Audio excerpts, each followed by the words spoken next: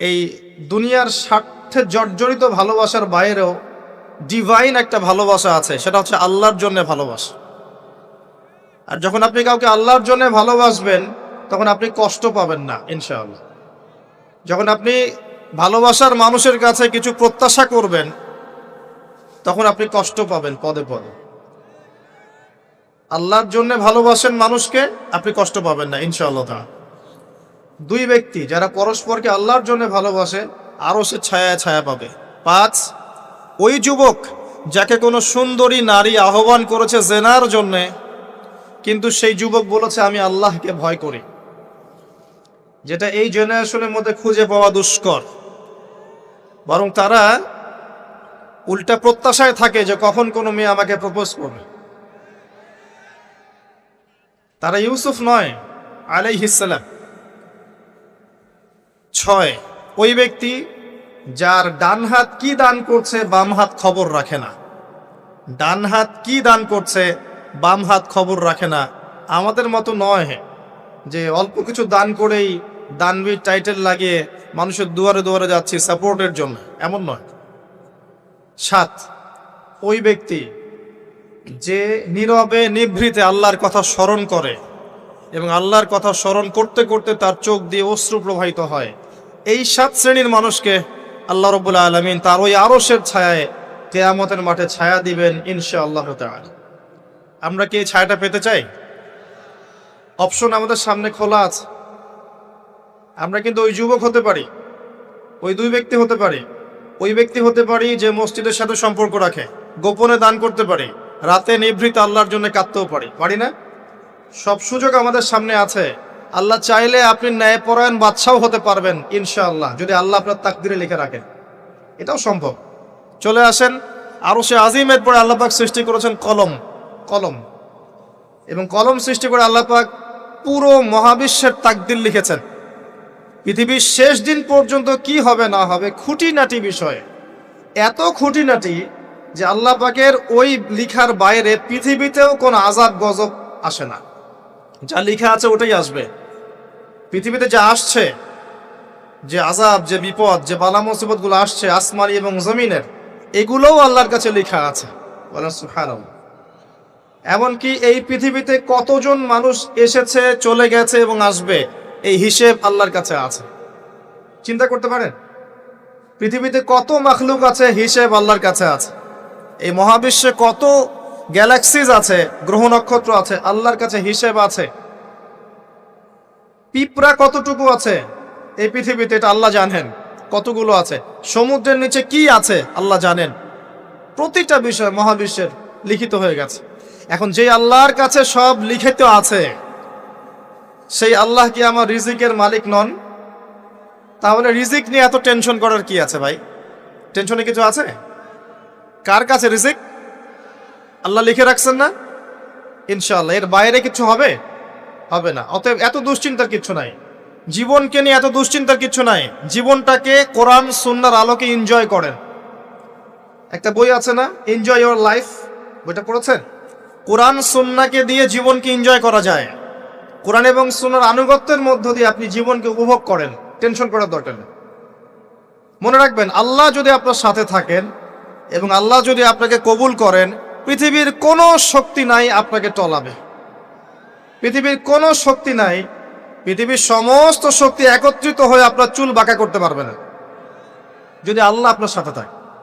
আর যদি আল্লাহ আপনার সাথে না থাকে, আইওয়াশ শোডাউন দিয়ে কোনো লাভ হবে না, কেউ আপনাকে বাঁচাতে পারবে। অতএব আল্লাহকে আপন করে নেন, যার যার হক তাকে তাকে দেন, নিজের হক আল্লাহর কাছে চেয়ে নেন, ইনশাআল্লাহ আপনি সুখে থাকবেন। তাকদীর আল্লাহ পাক লিখে ফেলেছেন। এরপরে আল্লাহ রাব্বুল আলামিন কি লিখেছেন? এরপরে আল্লাহ রাব্বুল আলামিন মহাবিশ্ব সৃষ্টি করেছেন 6 দিনে। কয় দিনে? কোরআনে দলিল আছে, হুয়াল্লাযী খালাকাস সামাওয়াতি ওয়াল আরদা ফি সিত্তাতি আইয়াম। তিনি সেই আল্লাহ যিনি আসমান সমূহ, একটা আসমান নয়, আসমান সমূহ মানে যতগুলো আসমান আছে, আর আমরা জানি 7টা আসমান আছে। কয়টা? 7টা মহাবিশ্ব আছে। এখন পর্যন্ত সায়েন্স যত কিছু আবিষ্কার করেছে, এগুলো প্রথম মহাবিশ্বের আবিষ্কার। দ্বিতীয়টাতে ওরা যেতেই পারেনি এখন পর্যন্ত। অতদূর পর্যন্ত স্পেসশিপ যেতেই পারবে না। কথা কি বুঝতে পারছেন? এটা প্রথম আসমানের বিষয়। এরকম আরো 6টা আসমান মহাবিশ্ব আল্লাহ পাক প্রস্তুত করেছেন। তারপরে আছে সিদরাতুল মুনতাহা, তার উপর একটা মহাসাগর আছে, তারপরে কুরসি, তার উপরে আরশে আজিম। আর আরশে আজিমের উপরে আল্লাহ সুবহানাহু ওয়া তাআলা। এখানে একজন মানুষ ওই পর্যন্ত চলে গিয়েছিলেন, তিনি কে? মুহাম্মদুর রাসূলুল্লাহ সাল্লাল্লাহু আলাইহি ওয়াসাল্লাম। তার মর্যাদা আর বোঝার বাকি আছে? তো সবার প্রতি অনুরোধ থাকবে, সেই ব্যক্তি, সেই নবী মুহাম্মদ সাল্লাল্লাহু আলাইহি ওয়াসাল্লামের সুন্নাহ মাফিক জীবন যাপন করেন, আল্লাহ পাক তৌফিক দান করুন।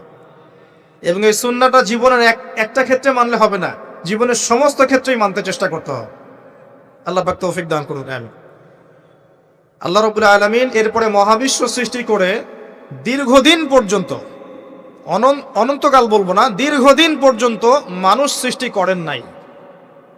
জি, সূরা দাহরের প্রথম আয়াতে আল্লাহ পাক বলেছেন, হাল আতা আলাল ইনসান হিনুম মিনাদ দাহরি লাম ইয়াকুন শাইআম মাযকুরা। মানুষের উপরে এমন একটা সময় চলে গেছে যে মানুষ কোনো আলোচ্য বিষয় ছিল না। মানে মানুষ সৃষ্টি করা হবে, এখন দুনিয়া যা হচ্ছে দেখতে পাচ্ছেন, আমরা কোনো টপিকই ছিলাম না, এত সময় চলে গেছে মহাবিশ্ব। এখন মনে হয় দুনিয়াটা আমাদের, তাই না? মানুষই সব, মানুষই এই দুনিয়ার পলিটিক্যাল মালিক, ইকোনমিক মালিক, সংস্কৃতির মালিক, পরিবার, ব্যক্তি, সমাজ, সবকিছু মালিককে মালিক মনে হয় এখন মানুষকে। কিন্তু এমন একটা সময় ছিল যখন আল্লাহ বলছেন মানুষ সৃষ্টি হবে, এই বিষয়টা অনেক দূরের পথ ছিল। আল্লাহর জ্ঞানে ছিল, কিন্তু মহাবিশ্বে মানুষের অস্তিত্ব ছিল না। এই মহাবিশ্বেই মানুষের অস্তিত্ব ছিল না। আল্লাহ রাব্বুল আলামিন মহাবিশ্ব সৃষ্টি করেছেন কুন ফায়াকুন, হও হয়ে যাও। সূরা আম্বিয়ার 30 নম্বর আয়াতে আল্লাহ পাক বলেছেন, আওয়ালাম ইয়ারাল্লাযীনা কাফার, কাফেররা কি লক্ষ্য করে দেখে না, আন্নাস সামাওয়াতি ওয়াল আরদা কানাতা রাতকান ফাফাতাকনাহুমা, কাফেররা কি লক্ষ্য করে দেখে না যে আসমান সমূহ এবং জমিন একটা বিন্দুর মধ্যে একত্রিত ছিল, আমি আল্লাহ এটাকে বিস্ফোরিত করে দিয়েছি, পৃথক করে দিয়েছি। এটা সায়েন্সের একটা থিওরির সাথে মেলে না। কোন থিওরি? তারা বলছে বিগ ব্যাং থেকে সব সৃষ্টি হয়েছে, আর আল্লাহ পাক বলছেন বিগ ব্যাং আমি ঘটিয়েছি। তাহলে চিন্তা যেখানে শেষ, আল্লাহ পাকের কুদরত সেখান থেকে কি শুরু। তা আমরা সীমাবদ্ধতা বুঝতে পারছি সায়েন্সের। আমি নিজেও সায়েন্সের ছাত্র, বাট আমি এটা স্বীকার করি যে সায়েন্স সবকিছুর সমাধান দিতে পারবে না। কারণ আপনি কমন একটা প্রশ্ন করেন যে রূহ কাকে বলে, সায়েন্সকে বলেন যে can you give us the definition of রূহ, আমাদেরকে রূহের সংজ্ঞা দিতে পারবেন? রূহটা কঠিন নাকি তরল, না বায়বীয় না কি, আপনি কি ব্যাখ্যা করতে পারবেন? পারবেন না। সিম্পল। জিন জাতির ব্যাখ্যা দেন, ফেরেশতার ব্যাখ্যা দেন, কবরের আযাবের ব্যাখ্যা দেন, জান্নাত জাহান্নাম, হুর পরীর ব্যাখ্যা দেন। হুর পরী না, হুরুন আইন, ভুল হয়েছে, হুরুন আইন, মিজান, পুলসিরাত, এগুলোর ব্যাখ্যা দিতে পারবে? আমাদের আত্মাটারই তো ব্যাখ্যা দিতে পারছে না। ঘুম, স্বপ্নের ব্যাখ্যা দিতে পারবে? ঘুমন্ত অবস্থায় মানুষ হাসছে এবং কাঁদছে, কি জন্যে? ব্যাখ্যা দিতে পারবে? স্বপ্ন দেখছে, কোত্থেকে স্বপ্ন আসছে, আর স্বপ্ন মাঝে মাঝে সত্য কেমন করে হচ্ছে, এর ব্যাখ্যা দিতে পারবে? স্বপ্ন সত্যি হয় না? শেষ জামানায় মুমিনদের স্বপ্ন বেশি বেশি সত্য হবে, এমনও এসেছে হাদিসে। আখিরুজ্জামানে মুমিনদের স্বপ্ন সত্যি হবে। নবী সাল্লাল্লাহু আলাইহি ওয়াসাল্লাম নবুয়তের আগে এমন স্বপ্ন দেখতেন সকালবেলা সত্য হয়ে যেত। নবুয়তের একটা অংশ স্বপ্ন, 36 ভাগের 1 ভাগ সত্য স্বপ্ন। যাই হোক, আমরা টপিকে চলে আসি। আল্লাহ রাব্বুল আলামিন বিগ ব্যাং দিয়ে মহাবিশ্ব সৃষ্টি করার পর সুদীর্ঘকাল পর্যন্ত মানুষকে সৃষ্টি করেন নাই। এরপরে অনেক সময় পর আল্লাহ পাক ফেরেশতাদেরকে ডেকে বলছেন এই আয়াতটা, যে হে ফেরেশতারা, আমি পৃথিবীতে আমার খলিফা পাঠাতে চাই, মানুষকে আমার খলিফা করে পাঠাতে চাই। খলিফা কি জিনিস? যিনি কাপড় সেলাই করেন তিনি খলিফা? খলিফা কি জিনিস? খলিফার ডেফিনেশনটা শোনে না। আল্লাহ পাক আদম আলাইহিস সালাম ছাড়াও আরো একজন নবীর ব্যাপারে খলিফা শব্দ ব্যবহার করেছেন, তার নাম কি? শুকরান, কে বলেছেন? জাযাকাল্লাহ। দাউদ আলাইহিস সালাম তার ব্যাপারে আল্লাহ পাক বলেছেন তিনি ছিলেন খলিফা। কোন সূরা? সূরা সাদ। কোন সূরা? সূরা সাদ। আল্লাহ পাক বলেছেন ইয়া দাউদ, হে দাউদ, ইন্না জাআলনাকা খলিফাতান ফিল আরদ, নিশ্চয়ই আমি তোমাকে পৃথিবীতে আমার খলিফা করেছি। সুলাইমান আলাইহিস সালামের সময় এত উন্নত সভ্যতা ছিল যেটা আর কখনো আসবে না, এবং তাকে এত ক্ষমতা দেওয়া হয়েছিল আল্লাহর পক্ষ থেকে, যার কথা নবী সাল্লাল্লাহু আলাইহি ওয়াসাল্লাম স্মরণ করে বলেছিলেন যে একটা জিন আমাকে সালাতের মধ্যে ডিস্টার্ব দিচ্ছিল, আমি ভাবলাম জিনটাকে ধরে বেঁধে রাখবো। এটা আমাদের নবীজি বলছেন, একটা জিন আমাকে নামাজে ডিস্টার্ব করছিল, আমি ভাবলাম জিনটাকে ধরে খুঁটির সাথে বেঁধে রাখি। তখন আমার সুলাইমানের কথা মনে পড়লো, আমার ভাই সুলাইমানের কথা মনে পড়লো যে সুলাইমান আলাইহিস সালামকে আল্লাহ পাক এই ক্ষমতা দিয়েছিলেন। আর সুলাইমান আলাইহিস সালাম আল্লাহর কাছে দোয়া করেছিলেন, আল্লাহ আমাকে যে ক্ষমতা দিয়েছো এরপরে আর কাউকে দিও না, এটা দোয়া করেছিলেন। আমার সুলাইমানের কথা মনে পড়লো, আমি জিনটাকে ছেড়ে দিলাম, বাদলাম না। আমাদের নবী মুহাম্মদ সাল্লাল্লাহু আলাইহি ওয়াসাল্লাম মানুষের সম্মান বুঝতেন। আমাদের নবী মুহাম্মদ সাল্লাল্লাহু আলাইহি ওয়াসাল্লাম অন্যের সম্মান বুঝতেন, আর আমরা তার উম্মাহ, অন্যের সম্মান নষ্ট করতে পারলে আমাদের ভাত হজম হয়। অন্যের সম্মান নষ্ট না করা পর্যন্ত ভাত হজম হবে না। আর মুহাম্মদ সাল্লাল্লাহু আলাইহি ওয়াসাল্লাম অন্যের সম্মান বুঝতেন। আসেন, সুলাইমান আলাইহিস সালাম এবং দাউদ আলাইহিস সালাম এই জেরুজালেম থেকে বিশ্ব শাসন করেছিলেন। আর জেরুজালেম চিনেন তো আপনারা? কোন দিকে? চায়নার দিকে, রাশিয়ার দিকে, নাকি আমেরিকার দিকে? আচ্ছা, ওইদিকে আমরা পরে আসবো ইনশাল্লাহ, সভ্যতার সংকটের শেষের দিকে আমরা ওইদিকে আসবো ইনশাল্লাহ। এবার আসেন, দাউদ আলাইহিস সালামকে আল্লাহ পাক বলছেন তোমাকে খলিফা করেছে পৃথিবীতে, তোমার কাজ কি? ফাহকুম বাইনান নাসি বিল হক, হে দাউদ তোমার কাজ হচ্ছে মানুষের মাঝে ন্যায় বিচার করা, মানুষের মাঝে ন্যায় বিচার করা, হকের মানদণ্ডে বিচার করা। হকটা কি? এর উত্তরও কোরআন আপনাকে দিবে। কোরআনের চেয়ে কি আমি ভালো উত্তর দিতে পারবো? কোনটা হক, কোনটা বাতিল, কোনটা ন্যায়, কোনটা অন্যায়, আমি কি বেশি বুঝি না আল্লাহ বেশি বোঝেন? কোথায় স্পষ্ট করা আছে? আমার মস্তিষ্কে না কোরআনে? কোরআনে সূরা কাহাফ খোলেন, আল্লাহ পাক বলেছেন ওয়াকুলিল হাক্কু মির রাব্বিকুম, হে নবী আপনি বলে দিন সত্য সেটাই যা তোমার রবের পক্ষ থেকে নাজিল হয়। আর কিছু বলার দরকার আছে? ফামান শাআ ফালইউমিন, যার ইচ্ছা হয় সে স্বীকার করুক, ঈমান নিয়ে আসুক। ওয়ামান শাআ ফালইয়াকফুর, যার ইচ্ছা হয় অস্বীকার করুক। ইন্না আ'তাদনা লিয-যালিমিনা নারান, অস্বীকারকারী জালেমদের জন্য আমি জাহান্নামের আগুন প্রস্তুত করে রেখেছি। বাস, আর কিছু বলার প্রয়োজন আছে? সূরা বাকারা আল্লাহ বলেছেন আল হাক্কু মির রাব্বিক ফালা তাকুনান্না মিনাল মুমতারিন, হক তোমার রবের পক্ষ থেকে আসে, তুমি সন্দেহবাদীদের অন্তর্ভুক্ত হও না।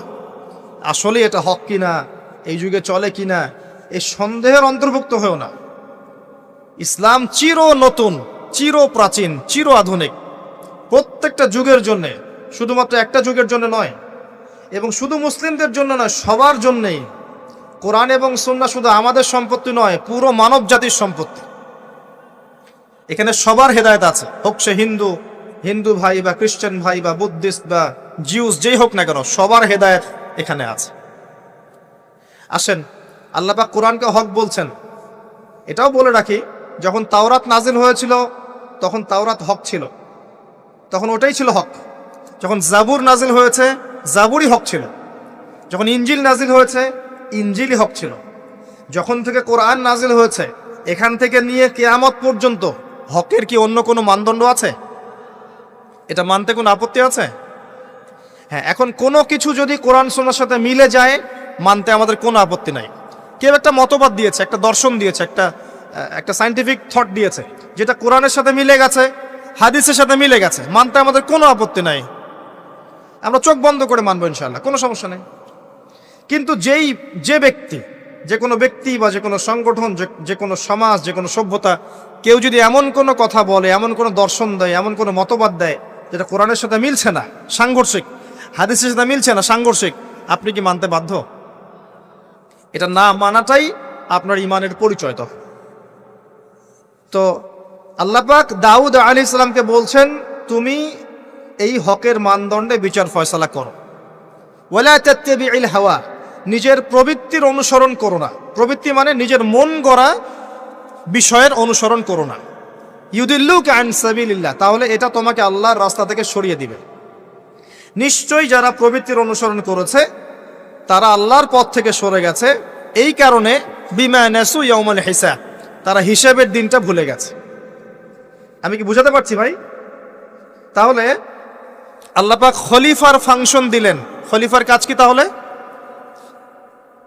খলিফার কাজ হচ্ছে আল্লাহর পক্ষ থেকে আসা সত্যের মানদণ্ডে মানুষের মাঝখানে ফয়সালা করা। আমার কথা ক্লিয়ার? পরিবেশ পরিস্থিতি যদি অনুকূলে না থাকে সে করবে না, তার ক্ষমতা নাই। লা ইউকাল্লিফুল্লাহু নাফসান ইল্লা ওয়াসআহা। কিন্তু আকীদা রাখতে কি কোনো সমস্যা আছে যে এটাই চূড়ান্ত সত্য?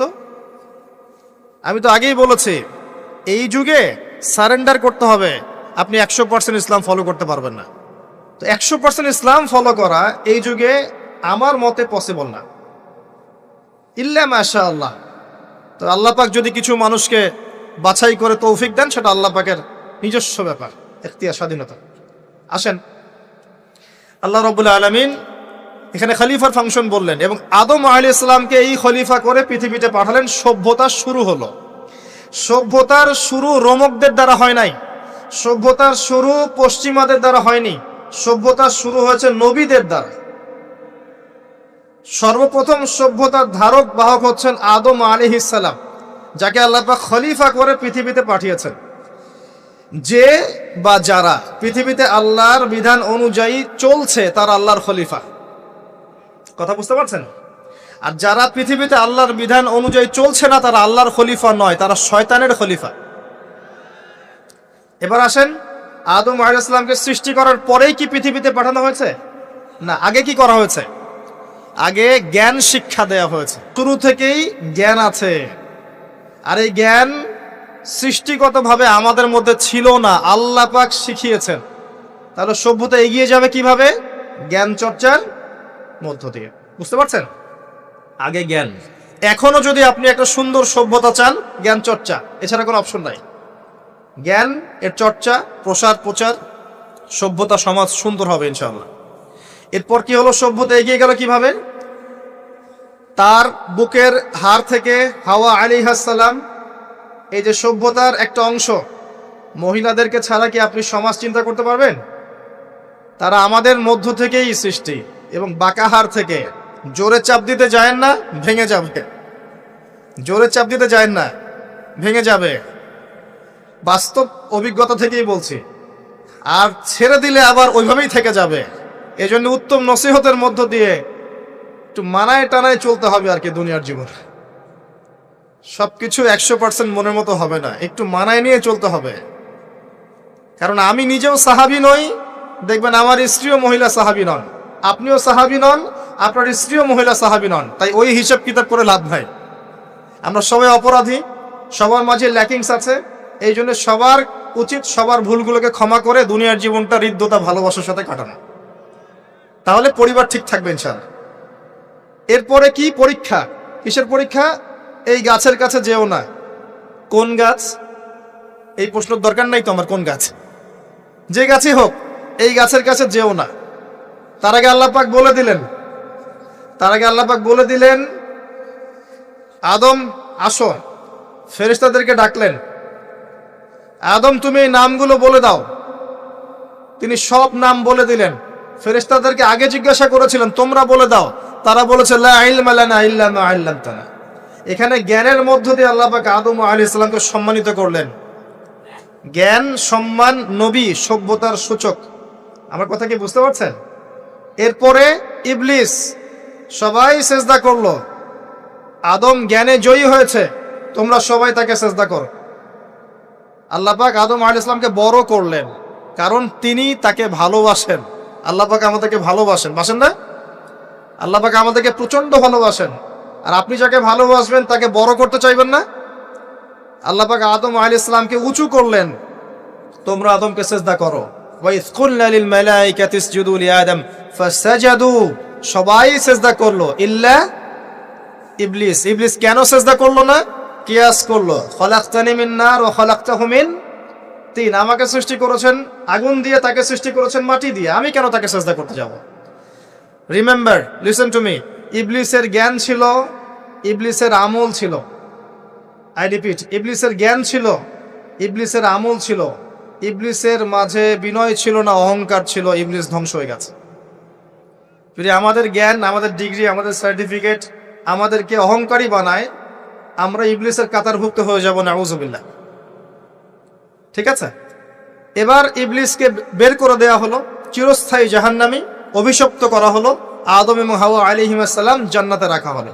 গাছের কাছে যেও না, তারা চলে গেলেন। কিভাবে চলে গেলেন? এখানে আসেন। ইবলিস এসে ওয়াসওয়াসা দিয়েছে। কি ওয়াসওয়াসা সেটা শোনেন। এটা একটা ভালো প্রশ্ন। কোন ওয়াসওয়াসায় পড়ে তার এই কাজটা করে ফেললেন? এটা সূরা তহার মধ্যে আছে। কোন সূরা? তহা। এখানে আল্লাহ পাক বলেছেন, ইবলিস এসে বলেছিল যে তোমরা যদি ওই গাছের কাছে যাও এবং এর ফল খাও, তাহলে তোমরা চিরস্থায়িত্ব লাভ করবে। চিরস্থায়িত্ব, অমর হয়ে যাবে, অমর। কথা বুঝতে পারছেন? অমরত্ব। এই অমরত্বের টোপ দিয়ে ইবলিস এভাবে ওয়াসওয়াসা দিয়েছে আমাদের পিতাকে, আমাদের মাকে। এর ফলশ্রুতিতে আল্লাহ রাব্বুল আলামিন আমাদেরকে নামিয়ে দিয়েছেন পৃথিবীতে। আল্লাহ পাক নামিয়ে দেওয়ার সময় আদম এবং হাওয়া আলাইহিস সালাম তাদেরকে ক্ষমা করে দিয়েছেন, কিন্তু একটা সময় দিয়েছেন, এখন আর জান্নাতে থাকা হবে না, পৃথিবীতে চলে যাও, এখানেও চিরস্থায়ী জীবন পাবে না, নির্দিষ্ট সময় থাকবে। এর মধ্যে আমি তোমাদের রিজিক দিব, তোমাদেরকে আমি খাবার দিব, বাসস্থান দিব, সবকিছু দিব, স্ত্রী সন্তান যা যা লাগে মৌলিক চাহিদা সব দিব। তখন যদি তোমরা আমার হেদায়েতকে মেনে চলো, আবার জান্নাতে ফিরে আসবে। যদি না মানো, ইবলিসের সাথে জাহান্নাম। কথা ক্লিয়ার? সহজ সরল জীবন দর্শন, দ্য ফিলসফি অফ লাইফ। এত দর্শন শেখার দরকার নাই। আমরা দর্শনের বই পড়তে পড়তে মাথা খারাপ হয়ে গেছে। পশ্চিমা দর্শন, জৈন দর্শন, চারবাক দর্শন, ইউরোপিয়ান দর্শন, আধুনিক দর্শন পড়তে পড়তে অবস্থা খারাপ। মার্কসীয় দর্শন। সুবহানাল্লাহ, একটা সহজ সরল জীবন দর্শন আল্লাহ দিয়েছেন। সূরা বাকারার আয়াত নাম্বার 38 এবং 39, দুইটা আয়াত। কি দর্শন? আল্লাহ বলছেন, কুল নাহবিতু মিনহা জামিআ। আমি আল্লাহ বললাম তোমরা সবাই নেমে যাও। কারা কারা সবাই? আদম, হাওয়া, ইবলিস, তোমরা নেমে যাও পৃথিবীতে। ফাইম্মা ইয়াতিয়ান্নাকুম মিন্নি হুদান, তোমাদের কাছে আমার পক্ষ থেকে হেদায়েত আসবে। কি আসবে? এই যে তাওরাত, জাবুর, ইনজিল, কোরআন, আল্লাহর বাণী, ওহী, এগুলো আসবে, রাসূল আসবেন। ফামান তাবিআ হুদায়া ফালা খাউফুন আলাইহিম ওয়ালা হুম ইয়াহজানুন। যে বা যারাই আমার এই হেদায়েতকে মেনে চলবে, তাদের বিন্দু মাত্র ভয় নাই, কোনো টেনশন নাই, কোনো ভাবনা নাই, ইনশাআল্লাহ আবার জান্নাতে ফিরে আসবে ইনশাআল্লাহ। সুসংবাদ। ঠিক আছে, তারপরের আয়াত আল্লাহ পাক বলছেন, ওয়াল্লাযীনা কাফারু ওয়া কাযযাবু বিআয়াতিনা। কিন্তু যারা আমার আয়াতকে মিথ্যা প্রতিপন্ন করবে এবং অস্বীকার করবে, কুফরি করবে, ফাউলাইকা আসহাবুন নার, এরা হবে জাহান্নামের অধিবাসী। কার সাথে? ইবলিসের সাথে। হুম ফিহা খালিদুন, তারা সেখানে চিরস্থায়ী হবে। সহজ সরল জীবন দর্শন, দ্য ফিলসফি অফ লাইফ। মানলেই শান্তি, না মানলেই অশান্তি। এরপর একটা চ্যালেঞ্জ, ইবলিস চ্যালেঞ্জও করছে, আল্লাহ তুমি আমাকে বের করে দিয়েছ, ঠিক আছে, আমি আদম সন্তানের ডান দিক থেকে আসব, বাম দিক থেকে আসব, সামন থেকে আসব, পিছন থেকে আসব, তাকে আমি জাহান্নামের পথে নিয়েই ছাড়ব। এটা মনে রাখেন মাথার মতো, ইবলিসের চ্যালেঞ্জ। আর আল্লাহ পাকও সতর্ক করলেন, ইন্নাহু লাকুম আদুউম মুবিন, সে তোমাদের স্পষ্ট শত্রু। এবার পৃথিবীতেও নামিয়ে দিলেন, হেদায়েতও পাঠাচ্ছেন, নবী রাসূল পাঠিয়েছেন। সভ্যতা আস্তে আস্তে এগিয়ে চললো। সভ্যতায় দুইটা শক্তি দেখতে পাচ্ছেন, একটা আল্লাহর পক্ষ থেকে আসা শক্তি, একটা শয়তানি শক্তি। এই দুটো নিয়ে সভ্যতা এগিয়ে চলছে। আবারও বলছি, সভ্যতা শুরু হয়েছে নবী দ্বারা, রোমকদের দ্বারা নয়। সভ্যতা শুরু হয়েছে নবী দ্বারা। মানুষ আগে গাছের ছাল পাতা পরে থাকতো না। সূরা আরাফে আল্লাহ পাক বলেছেন, আমি মানুষের জন্য, আদম হাওয়া আলাইহিস সালাম, তাদের জন্য লেবাস পাঠিয়েছি, পোশাক পাঠিয়েছি। আমি লেবাস নাজিল করেছি উপর থেকে। লোহার খনি দেখেছেন? লোহার খনি। কেউ কি বিশ্বাস করবে যে লোহা মহাকাশ থেকে পৃথিবীতে এসে পড়েছে? ওয়ানজালনাল হাদিদ, আল্লাহ পাক বলছে আমি হাদিদ নাজিল করেছি। কোরআন নাজিল করা বোঝেন? কোরআন নাজিল মানে কি? আল্লাহর উপর থেকে কোরআন আসেনি? জিবরাইল আলাইহিস সালাম কোরআন নিয়ে আসছেন না নিচে মুহাম্মদ সাল্লাল্লাহু আলাইহি ওয়াসাল্লামের কাছে? এই যে কোরআন নাজিল হচ্ছে, আনজালা। আল্লাহ পাক এই কথা বলছেন যে লোহা আমি নাজিল করেছি। লোহার একটা অণু আপনি তৈরি করতে পারবেন পৃথিবীতে ল্যাবে বসে? সুবহানাল্লাহ। আল্লাহ পাক নাজিল করেছেন। ঠিক একইভাবে আল্লাহ পাক পোশাক নাজিল করেছিলেন আদম এবং হাওয়া আলাইহিস সালাম তাদের জন্য। তারা গাছের ছালপাতা পরে ঘোরাফেরা করতেন না। বোগাস কথাবার্তা শেখায় মানুষ।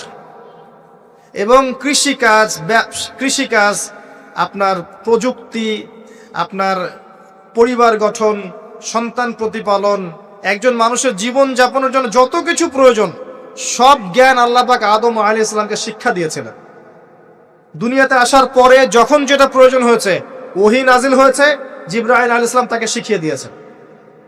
মানুষ গুহার মধ্যে ছবি এঁকে থাকতো, আর এরা বলছে আদম আলাইহিস সালাম বানর থেকে হয়েছেন। নাউযুবিল্লাহ, সুবহানাল্লাহ। এটা যারা বিশ্বাস করে তারা সরাসরি কোরআনের সাথে কুফরি করছে, স্পষ্ট কাফের। আদম আলাইহিস সালাম আল্লাহ পাক তাকে হাত দিয়ে সৃষ্টি করেছেন, নিজের হাতে সৃষ্টি করেছেন।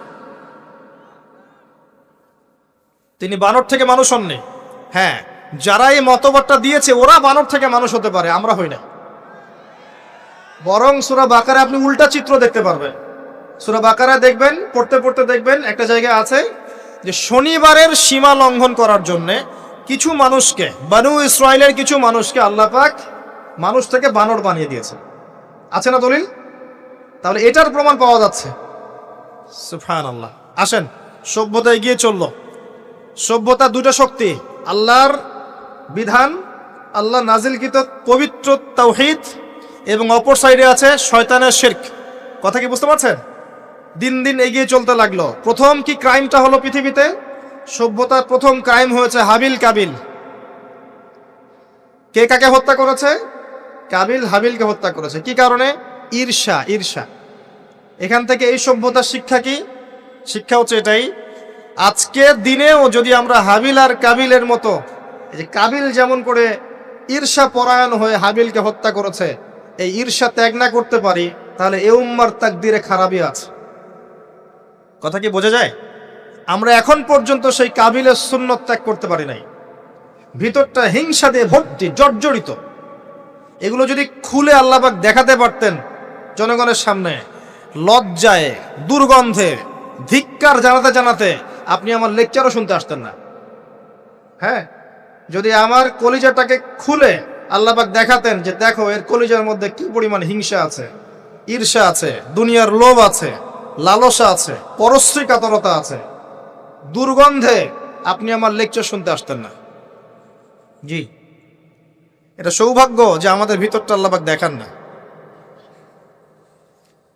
আল্লাহ পাক আমাদের কলবটাকে পরিষ্কার করুন, আত্মশুদ্ধি দান করুন, আল্লাহর নূর দান করুন, এবং ঈর্ষা ত্যাগ করার তৌফিক আল্লাহ পাক দান। এবার আসেন, সভ্যতা এগিয়ে চলছে। লেকচারটা একটু লম্বা হতে পারে, একটু ধৈর্য ধরেন। সভ্যতা এগিয়ে চলছে। আদম আলাইহিস সালামের যুগে কোনো পাপাচার খুব একটা দেখা যাচ্ছে না, শুধু এই পাপাচার ছাড়া। এর পরের জেনারেশনে গিয়ে দেখছি নূহ আলাইহিস সালামের কম। কার কম? নূহ আলাইহিস সালাম। 5 জন বড় বড় নবীর একজন। 5 জন বড় বড় নবীর নাম নূহ আলাইহিস সালাম, ইব্রাহিম, মূসা, ঈসা, মুহাম্মদ সাল্লাল্লাহু আলাইহি ওয়াসাল্লাম। আমি কিন্তু শেষে প্রশ্ন করব, উত্তর দিতে হবে, ঠিক আছে? ইনশাআল্লাহ। সঠিক উত্তর দিতে পারলে পুরস্কার, না পারলে যে পারবে তাকে আপনি হাদিয়া দিবেন। আপনার পকেট থেকে হাদিয়া নিয়ে তাকে দেওয়া হবে ইনশাআল্লাহ। তো নূহ আলাইহিস সালামের যুগে কি? শিরক। প্রথম শিরকের পাপ মানুষ দেখল। ইয়াগুস, ইয়াউক, নাসর, এরকম কিছু মূর্তি ছিল। এই মূর্তিগুলো তার উপাসনা করা শুরু করল। বাই দ্য ওয়ে, এই মূর্তিগুলো কিন্তু তারা হাতে তৈরি করে নাই। আমার কথাটা ভালো করে বোঝেন। এই মূর্তিটা তারা আসলে অটোমেটিকলি হাতে তৈরি করে নাই। এই মূর্তিটা তৈরি করার পিছনে শয়তান তাদেরকে ওয়াসওয়াসা দিয়েছিল। কি ওয়াসওয়াসা দিয়েছিল? এই ব্যক্তিরা ছিল আগের সময়কার বুজুর্গ ব্যক্তি, বুজুর্গ ব্যক্তি বোঝেন, পরেশগার বুজুর্গ ব্যক্তি। তো শয়তান এদেরকে বুঝিয়েছিল, যদি তোমরা বুজুর্গ ব্যক্তিদের, আল্লাহওয়ালা মানুষদের মূর্তি তৈরি করে মসজিদের বাইরে রাখো, তাদেরকে দেখলে তোমাদের ইবাদতে মনোযোগ বাড়বে। শয়তান এই ওয়াসওয়াসা দিয়েছে। ওই জেনারেশন তাই করলো। ওই জেনারেশন যখন চলে গেল, পরের প্রজন্মকে শয়তান ওয়াসওয়াসা দিল, আরে মসজিদের বাইরে কেন, ভেতরেই রাখলে হয়। তারা ভেতরে নিয়ে আসলো, এই জেনারেশন শেষ হয়ে গেল। তারপরে আরেকটা জেনারেশন আসলো, ওদেরকে শয়তান বুঝালো সরাসরি এদের কাছে চাইলেই হয়। শিরক শুরু হলো। আপনি কি বুঝতে পারছেন কিভাবে শিরক শুরু হয়েছে বিশ্বে? এবার নূহ আলাইহিস সালাম 950 বছর তার কওমকে দাওয়াত দিলেন, শিরক ছেড়ে দাও, শিরক ছেড়ে দাও। কত বছর? 9টা শতাব্দী, 9.5 শতাব্দী তিনি তার উম্মাহকে দাওয়াত দিলেন, শিরক ছেড়ে দাও। তার স্ত্রী পর্যন্ত তার কথা শুনলো না, তার ছেলেও তার কথা শুনলো না। দাওয়াতটা কেমন ছিল? আমাদের মতো এই যে লাক্সারিয়াস বসে বসে দাওয়াত দেয় এমন নয়। দাওয়াতটা এমন ছিল, নূহ আলাইহিস সালাম নিজেই বলছেন, ইন্নী দাআউতু কওমি লাইলা ওয়া নাহার। আল্লাহ, আমি আমার কওমকে দিন রাত দাওয়াত দিয়েছি, দিন রাত 24 ঘন্টা।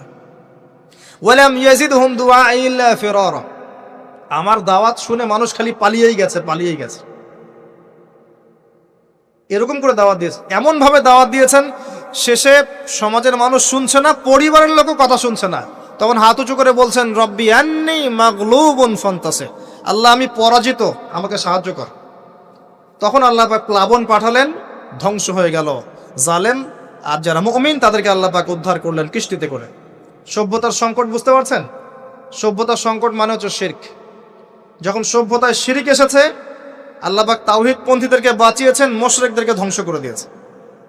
এবং এই মুশরিকদেরকে আল্লাহ পাক পরকালেও জাহান্নামের আগুনে জ্বালাবেন, আর তাওহীদ পন্থীদেরকে আল্লাহ পাক পরকালে জান্নাত দিবেন ইনশাআল্লাহ। এই সভ্যতা এগিয়ে যাচ্ছে, এরপরে আরো এগিয়ে গেল। সব তো বলার সময় নাই, কয়েকটা বলছি। এগিয়ে যেতে যেতে একটা কওম আসলো, একটা সভ্যতা আসলো, যারা এত শক্তিশালী, ফিজিক্যাল স্ট্রাকচার এত লম্বা চওড়া, মানে এক একজন তাল গাছের সমান সমান লম্বা মানুষ, আদম সন্তান। পাহাড় কেটে কেটে বাড়ি নির্মাণ করে। এবং তাদের এই সভ্যতা সম্পর্কে আল্লাহ পাক বলেছেন যে লাম ইউখলাক মিসলুহা ফিল বিলাদ। এমন সভ্যতা পৃথিবীতে সৃষ্টি করা হয়নি। এত উচ্চ মানের সভ্যতা ছিল। এদের নাম ছিল আদ জাতি। আদ কি নাম? তাদের নবী ছিলেন হুদ আলাইহিস সালাম। কি নাম? হুদ আলাইহিস সালাম। তিনি দাওয়াত দিলেন একই স্টাইলে, আল্লাহর ইবাদত করো, আমার আনুগত্য করো, শিরিক করো না, ইত্যাদি ইত্যাদি। কওম তার কথা শুনলো না। অল্প কিছু মানুষ শুনলো, তাদেরকে তিনি সাথে নিয়ে চলে গেলেন। আল্লাহ পাক জালেমদেরকে ধ্বংস করে দিলেন। একই সুন্নাহ। কিভাবে ধ্বংস করলেন? ঝঞ্ঝা বায়ু দিয়ে। এমন বাতাস, যে বাতাসে পুরো কওম উড়ে চলে গেল খেজুর গাছের মতো, খেজুর গাছের ডালের মতো পড়ে থাকলো। যারা বলতো মান আশাদ্দু মিন্না কুওয়া, আমাদের চেয়ে শক্তিশালী আর কে আছে, আল্লাহ পাক ওদেরকে বাতাস দিয়ে উড়িয়ে শেষ করে দিলেন। সুবহানাল্লাহ। এরপরে আরেকটা সভ্যতা আসলো, যার নাম সামুদ। তাদের নবীর নাম সালেহ আলাইহিস সালাম। তারাও আদ জাতির ভাই, ওরাও ফিজিক্যালি অনেক স্ট্রং ছিল। একইভাবে নবী দাওয়াত দিলেন, তারা কবুল করলো না। আল্লাহ পাক ওই মুমিনদেরকে উদ্ধার করলেন, বাকিদেরকে বজ্রপাত দিয়ে ধ্বংস করে দিলেন। কি দিয়ে ধ্বংস করলেন? বজ্রপাত। বজ্রপাতের প্রচন্ড শব্দে কর্ণঘোর ফেটে গেল, তারা তাদের ঘরের সামনেই পড়ে থাকলো। এটা একটা কওম ছিল, যেই কওমটাকে বলা হয়েছিল যে সময় আছে তোমাদের সামনে, তোমরা চাইলে তওবা করে ফিরে আসতে পারো, অথবা 3 দিন ভোগবিলাস করতে পারো, ধ্বংস আসবে, আযাব আসবে। ওরা বলেছিল বরং আমরা 3 দিন ভোগবিলাস করে নেব। কোন সম্প্রদায়ের সাথে এই আকীদাটা মিলছে? বর্তমান যুগের কোন সভ্যতার সাথে এই আদর্শটা মিলছে? কথা কি বুঝতে পারেন? কারা শিখায় মানুষকে খাও দাও ফুর্তি করো, খাও দাও ফুর্তি করো, কালকের কি চিন্তা, আজকেই বেঁচে নাও? কারা শিখায়? এই যে সালেহ আলাইহিস সালামের কওম এমন ছিল। তওবা করে ফিরে আসো, ওরা বলছে না, 3 দিন সময় আছে, খেয়ে নিয়ে ফুর্তি করে নেব। জেনা, মদ, খাওয়া দাওয়া সব চললো। তৃতীয় দিন সকালবেলা ফজরের সময় বিকট শব্দে ওদের কর্ণগুহর আল্লাহ ফাটিয়ে দিলেন, এবং ঘরের সামনে চিৎপটাং হয়ে পড়ে থাকলো। কওম শেষ, ডিস্ট্রয়। এখনো হিজাজ অঞ্চলে তাদের ধ্বংসাবশেষ দেখা যায়, অনলাইনে সার্চ করে দেখেন। সভ্যতা এগিয়ে চললো। আপনি কি সভ্যতার এগিয়ে যাওয়ার মধ্যে মিল পাচ্ছেন? কোনো একটা কমন জিনিস পাচ্ছেন? প্রত্যেক সভ্যতা আল্লাহ পাক ওহী নাজিল করেছেন, রাসূল পাঠিয়েছেন, আনুগত্যের দিকে আহ্বান করেছেন। যারা করে নাই ধ্বংস, যারা করেছে সফল। সভ্যতার সংকট। সভ্যতা এগিয়ে যেতে যেতে একটা কওম আসলো, যার নাম হচ্ছে শুআয়ব, কওমে মাদিয়ান। কি নাম? কওমে মাদিয়ান। শুআয়ব আলাইহিস সালামের কওম। শুআয়ব আলাইহিস সালাম একজন নবী ছিলেন, যিনি তার মেয়েকে মূসা আলাইহিস সালামের সাথে বিয়ে দিয়েছিলেন। ওইদিকে আমরা আসছি ইনশাআল্লাহ। শুআয়ব আলাইহিস সালামের কওমের অপরাধ ছিল, এরা মাপে কম দিত এবং ডাকাতি করত। কি করত? ডাকাতি। আমরাও কিন্তু কম করি না ডাকাতি। এখন আমরা নেক্সট সুরতেও ডাকাতি করি, বৎসুরতেও ডাকাতি করি, করি না? অনেকে তো কোটটাই পরে ডাকাতি করে, কোটটাই পরে বড় বড় মাপের ডাকাতি করে। কারণ আপনি কোটটাই পরলে তো ধরতে পারবেন না কলার, কিছু বলতে পারবেন না। সব ক্ষেত্রে এগুলো চলছে। স্যুট বুট পরে বসে থাকবো সুদী ব্যাংকে, মানুষের রক্ত চুষে খাচ্ছে। অনেক সময় দেখা যায় দিনের লেবাস পরেও আমরা জনগণের টাকা পয়সা লুটে খাই। হ্যাঁ, তো ওই যে ডাকাতি করতো শুআয়ব আলাইহিস সালামের কওম, এবং তারা মাপে কম দিত। রমজান মাসে একটা অনুরোধ করবো, আল্লাহর ওয়াস্তে কৃত্রিম সংকট তৈরি করে মানুষকে কষ্ট দিয়েন না, বরং এই মাসে আপনি দাম আরো কমিয়ে দেন, আল্লাহ আপনার রিজিকে বারাকা দিবেন ইনশাআল্লাহ। মানুষকে খাওয়ান, বেশি বেশি ইফতার করান, বেশি বেশি ইফতার করান, সমাজ কল্যাণমূলক কাজ করেন, আল্লাহ রহম করবে ইনশাআল্লাহ। আল্লাহর ওয়াস্তে এই মাসটাকে কোটিপতি হওয়ার সুযোগ মনে করেন না, এটা আপনার ক্ষমা পাওয়ার মাস। আল্লাহ পাক বোঝার তৌফিক দান করুন তাদেরকে। তারপরেও কিছু মানুষ থাকবে, লাহুম কুলুবুন লা ইয়াফকাহুনা বিহা, যাদের কলব আছে উপলব্ধি করে না, ওয়া লাহুম আযানুন লা ইয়াসমাউনা বিহা ওয়া লাহুম আ'য়ুনুন লা ইবসিরুনা বিহা, কান আছে শোনে না, চোখ আছে দেখবে না। উলাইকা কাল আনআম, এরাই জন্তু জানোয়ারের মতো। বালহুম আদাল, বরং তার চেয়ে ওরা নিকৃষ্ট। বালহুম আদাল, বরং তার চাইতেও নিকৃষ্ট। ওয়া উলাইকা হুমুল গাফিলুন, এরা গাফিল সম্প্রদায়। আসেন, মাপে কম দেওয়া, ডাকাতি করার কারণে আল্লাহ পাক কি করলেন? আল্লাহ পাক এই মাদিয়ান জাতি ইতিহাসে প্রথমবার, সভ্যতায় প্রথমবার এই মাদিয়ান জাতিকে আল্লাহ পাক ভূমিকম্প দিয়ে ধ্বংস করেছে। ভূমিকম্প দিয়ে আল্লাহ পাক ধ্বংস করেছেন ওয়ার্ল্ড হিস্ট্রিতে প্রথম এই মাদিয়ান কওমকে। আর এই ভূমিকম্প আখিরুজ্জামানেও আসবে, বড় বড় তিনটা, একটা পূর্ব দিকে, একটা পশ্চিমে, আর একটা বিশ্বের মাঝখানে। অপেক্ষা করতে থাকেন এবং প্রস্তুতি গ্রহণ করতে থাকেন, সামনে আসবে ইনশাআল্লাহ আযজা ওয়া জাল। কারো ঠেকানোর ক্ষমতা নাই, বিকজ এটা হাদিসে লেখা আছে। কিছু করার নাই, একটা কাজই করার আছে, পরকালের ফিকির করা আর মৃত্যুর প্রস্তুতি গ্রহণ করা। আসেন, এরপর কি হলো? সভ্যতা এগিয়ে চললো। নবী মূসা আলাইহিস সালামের কওম আসলো। বানু ইসরাইলের ঘটনা আপনারা জানেন। এর আগে একটা স্কিপ করে গেছে, ওইদিকে আসছি। এর আগে ইব্রাহিম আলাইহিস সালাম ছিলেন, মনে আছে? ওই যে নমরুদ, ইব্রাহিম আলাইহিস সালাম, বাবা তার আহ্বানে সাড়া দিচ্ছে না, বাড়ির থেকে চলে গেলেন। স্ত্রী সারা কিনে চলে গেলেন প্যালেস্টাইন, সেখানে থাকা শুরু করলেন। পরে হাজারা আলাইহিস সালামকে বিয়ে করলেন, সেখান থেকে আবার মক্কা, সেখানে সন্তানকে জবাই করার ফিতনা, পরীক্ষা, সফল হলেন, প্রত্যেকটা ক্ষেত্রে সফল হলেন। আল্লাহ রাব্বুল আলামিন তাকে বলেছেন যে ইব্রাহিম একাই একটা উম্মাহ। আল্লাহ পাক তাকে অগ্নি পরীক্ষা নিলেন, অগ্নি পরীক্ষাতেও তিনি পাশ করলেন। নমরুদকে আল্লাহ পাক ধ্বংস করলেন, ইব্রাহিমকে বিজয়ী করলেন। বলেন সুবহানাল্লাহ। সভ্যতার একই চিত্র। এবার মূসা আলাইহিস সালামের সময় আপনি গিয়ে দেখবেন, ফেরাউনকে আল্লাহ পাক দলবল সহ ডুবিয়ে মারলেন, মূসা আলাইহিস সালাম বনী ইসরাইলকে আল্লাহ পাক উদ্ধার করলেন। একই চিত্র। সভ্যতার সংকট, বুঝতে পারছেন? সভ্যতার সংকটের মধ্যে যখনই আপনি দেখবেন শিরক আছে, আল্লাহর অবাধ্যতা আছে, নবীর আনুগত্য নাই, ধ্বংস। যখনই তাওহীদ আছে, সুন্নত আছে, হালাল আছে, নবীর আনুগত্য আছে, সাফল্য। সভ্যতা আরো এগিয়ে গেল। দেখবেন দাউদ আলাইহিস সালামের যুগ আসলো, তিনি জেরুজালেম থেকে ওয়ার্ল্ড শাসন করা শুরু করলেন। সুলাইমান আলাইহিস সালামের সময় আসলো, তিনি আরো বড় পরিসরে শাসন করা শুরু করলেন। এদিকে ইউসুফ আলাইহিস সালামের সময় এসেছিল, যিনি মিশরে রাজত্ব করেছিলেন। ইয়াকুব আলাইহিস সালামের সময় এসেছিল। ইদ্রিস আলাইহিস সালামের যুগ এসেছিল। যুলকারনাইন, তার সময় এসেছিল, যিনি মাশরিক মাগরিব বিজয় করেছিলেন। অনেক যুগ চলে গেল, এমনকি ঈসা ইবনে মারিয়ামের সময় আসলো, তিনিও একই সুন্নাহ পালন করতে লাগলেন। এরপরেও মুহাম্মদ সাল্লাল্লাহু আলাইহি ওয়াসাল্লামের সময় আসলো, এখান থেকে আপনি একটু বচন কবুল করতে লাগলো এবং ইসলামের প্রচার প্রসার বাড়তে লাগলো। যত প্রচার বাড়তে লাগলো, কাফের মুশরিকদের নির্যাতন তত বেশি বাড়তে লাগলো। এত নির্যাতন বাড়তে লাগলো, এক পর্যায়ে মক্কা থেকে আবিসিনিয়ায় হিজরত করতে হলো, হাবাসা, ইথিওপিয়ায়। সেখানে বাদশা নাজাশী ছিলেন, তিনি মুসলিমদেরকে আশ্রয় দিলেন, সেখানে মুসলিমরা থাকতে লাগলো। এমনকি নবী সাল্লাল্লাহু আলাইহি ওয়াসাল্লাম তায়েফে গেলেন সাহায্য পাওয়ার আশায়, তায়েফবাসী খারাপ ব্যবহার করলো, তাকে রক্তাক্ত করলো, তিনি আবার মক্কায় ফিরে আসলেন। তিনটা বছর গাছের ছাল পাতা খেয়ে সাহাবায়ে কেরামকে শিয়ারে আবু তালেবে রাত দিন কাটাতে হলো, 3 বছরের বয়কট জীবন। এরপরে একই বছর অল্প কয়েকদিনের ব্যবধানে চাচা আবু তালেব এবং স্ত্রী খাদিজা রাদিয়াল্লাহু আনহা ইন্তেকাল করলেন। নবী সাল্লাল্লাহু আলাইহি ওয়াসাল্লাম বিষণ্ণ হয়ে পড়লেন। আল্লাহ পাক তাকে মেরাজ ঘটালেন, তার সমস্ত বিষণ্ণতা দূর হয়ে গেল। নবী সাল্লাল্লাহু আলাইহি ওয়াসাল্লাম 11তম বর্ষে ইয়াসরিব থেকে আগত 6 জন যুবককে দাওয়াত দিলেন, যাদের নেতা ছিল সাআদ বিন জুরারা রাদিয়াল্লাহু আনহু। এই 6 জন ইয়াসরিব মানে মদিনা থেকে এসেছিল, তার ইসলাম কবুল করে আবার মদিনায় ফেরত গেল। তার পরের বছর তারা আরো 6 জনকে নিয়ে আসলো, 6 যোগ 6 মোট 12 জন।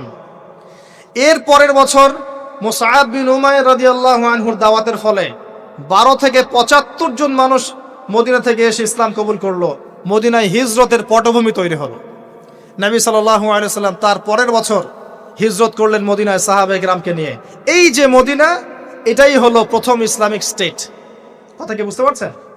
ওই দাউদ এবং সুলাইমান আলাইহিস সালামের পর এবং ইউসুফ আলাইহিস সালামের যুগের পর এই মদিনাই হচ্ছে পরবর্তী ইসলামিক স্টেট। এখানে ছিল রাষ্ট্রের সমস্ত সংজ্ঞা, এখানে ফুলফিল হলো, এখানে জনগণ হলো, এখানে সার্বভৌমত্ব থাকলো, এখানে গভর্নমেন্ট হলো এবং যার প্রেসিডেন্ট স্বয়ং মুহাম্মদ সাল্লাল্লাহু আলাইহি ওয়াসাল্লাম।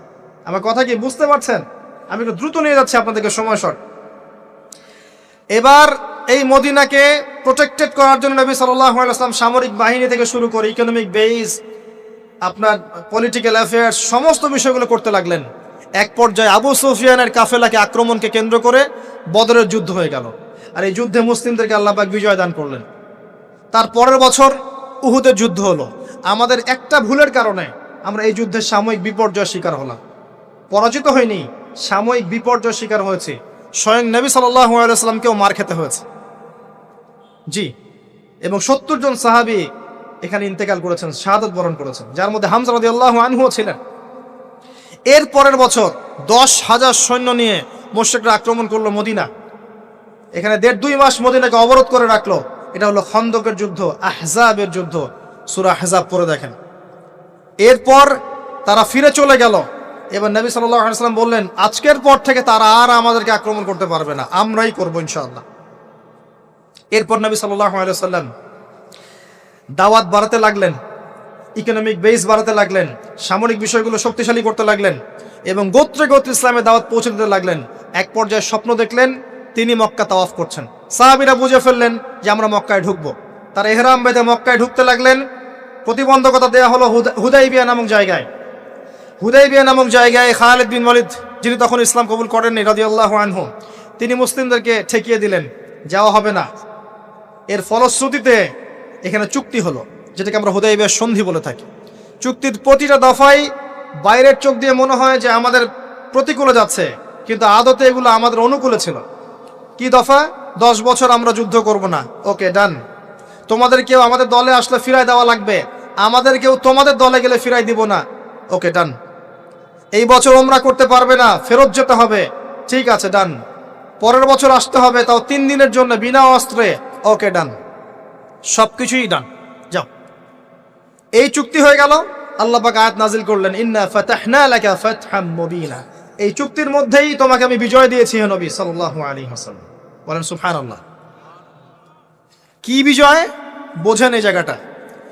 কুরাইশরা ছিল সবচেয়ে বড় শত্রু, আর আমাদের আরেকটা শত্রু ছিল ইহুদিরা, যাদের মধ্যে 3টা গোত্র ছিল, বনু কুরাইজা, বনু কাইনুকা, বনু নাজির। বনু নাজির, বনু কুরাইজা, বনু কাইনুকা, এদেরকে বের করে দেওয়া হয়েছে। এরা খায়বারে গিয়ে আশ্রয় নিয়েছে। এর মধ্যে শুধু বনু কুরাইজাকে হত্যা করা হয়েছিল, কারণ তারা গাদ্দারি করেছিল আহজাবের যুদ্ধে। এটা দ্বিতীয় বড় শত্রু, আর এই কুরাইশরা সবচেয়ে প্রধান বড় শত্রু। কি করলেন নবী সাল্লাল্লাহু আলাইহি ওয়াসাল্লাম? তিনি 10 বছরের জন্য তাদের হাতকে চেপে ধরলেন। এই 10 বছর তারা আমাদের সাথে আর যুদ্ধ করবে না, মানে এরা স্টপ। এখন আমি বাইরের শত্রু থেকে ডিল করতে পারব। কথা কি বুঝতে পারছেন?